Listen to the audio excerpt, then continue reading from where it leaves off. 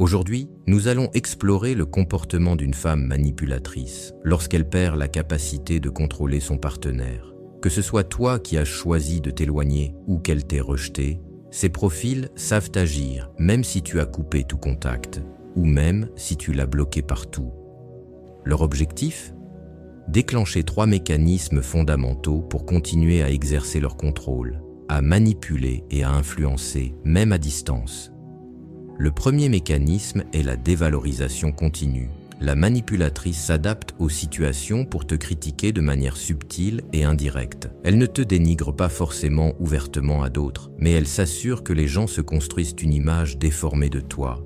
Elle exploite des moments de vulnérabilité, invente parfois des situations opportunistes et joue sur les malentendus pour te faire passer pour quelqu'un de difficile, de cruel ou même de dangereux émotionnellement. Elle adapte son discours selon les groupes et les contextes, que ce soit dans ton cercle professionnel, tes amis, ton entourage religieux ou social, afin que chaque personne reçoive une version crédible de son récit. L'objectif est de préserver son image tout en déshumanisant l'autre. Le deuxième mécanisme est la victimisation pour inverser les rôles. Elle réécrit subtilement l'histoire, se faisant passer pour la victime, même si tu es celui qui a été blessé. Elle peut inventer qu'elle souffre depuis des mois de dépression, d'attaques de panique, d'anxiété ou d'insomnie, et que tu as exploité sa bonne foi pour lui faire encore plus de mal. Elle teste ce récit auprès de nouvelles personnes et le perfectionne sans limite, même si tu n'as aucun contact avec elle depuis des mois. Selon sa version, tu la poursuis, la menace ou l'attaque via la justice. Dans ce récit, ta colère et ta frustration deviennent infinies, ta cruauté sans égale. Pourtant, dans la réalité, ce que tu souhaites, c'est simplement t'éloigner et ne plus jamais avoir affaire à elle. Le troisième mécanisme est le sabotage des liens que tu entretiens avec ton entourage proche. Lentement et méthodiquement, elle cherche à isoler sa victime. Elle s'assure que tes relations les plus proches soient fragilisées, car une victime isolée est plus vulnérable et plus facile à manipuler. Même des années plus tard, un vieil ami ou un membre de la famille pourrait tenir des propos influencés par cette femme, révélant que son lavage de cerveau a fonctionné sur eux. Son objectif ? Que tout le monde croie que tu étais le problème, mais subtilement, afin que la narration reste crédible et persiste dans l'esprit des autres.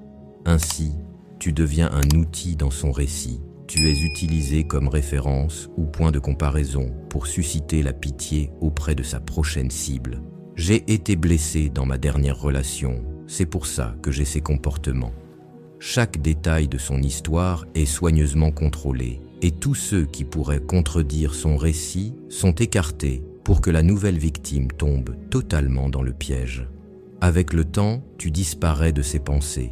Ton existence lui devient indifférente. Ce qui compte pour elle, c'est de continuer à exploiter ton histoire pour renforcer sa manipulation et séduire de nouvelles victimes. Le monde devient son échiquier, et toi, comme toutes les victimes avant toi, n'es qu'un pion. Chaque personne manipulée joue un rôle précis dans son plan, créant un environnement propice à tromper et à séduire la prochaine cible.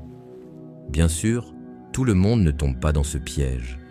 Certaines personnes conscientes, surtout si elles sont proches de la victime, peuvent reconnaître la manipulation et la contrecarrer. Mais la manipulatrice s'assure que ses voix critiques soient retirées de l'équation afin que le scénario reste parfait et la nouvelle cible entièrement convaincue. C'est pourquoi il est essentiel de partager notre vérité, particulièrement avec des proches de confiance. Même imparfaite, biaisée ou incomplète, notre version permet de contrer la narration déformée et d'empêcher que d'autres ne tombent dans le piège.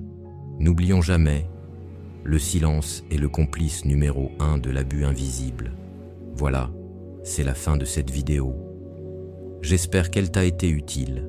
Si c'est le cas, aime-la et partage-la avec ceux que tu sais traverser un moment difficile lié à l'abus invisible. Tu peux leur envoyer cette vidéo et nous nous retrouverons dans la prochaine.